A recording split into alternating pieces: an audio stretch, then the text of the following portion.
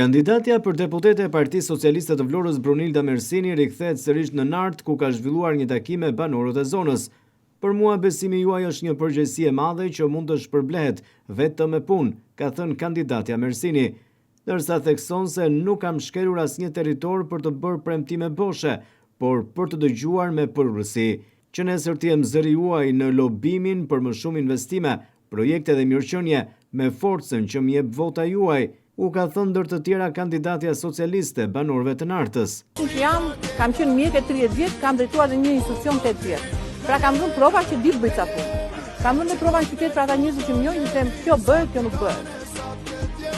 Edhe këtu ne nuk dalim të marrim një shkop magjik dhe të themi do të muin për 24 orë, po u them fort që do të bëj përpjekje maksimale që ai projekt që është në letra mos ngeli në letra.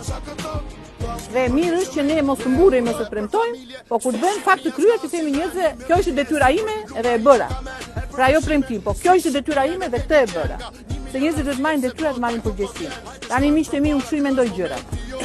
Kandidatja për deputete e Partisë Socialiste të Vlorës Brunilda Mersini u takua edhe me kolegë të saj mjek të spitalit rajonal.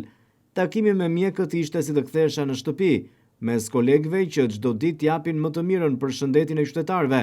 Ndjeva sërish fuqinë e humanizmit, përgjegjësisë dhe korrektësisë, thot ajo. Jam me zemër plot që jam jo vetëm zëri i tyre, por edhe një prej tyre, me përkushtim për të bërë më të mirën, më shumë për sistemin shëndetësor dhe për komunitetin ton, thot Mersini.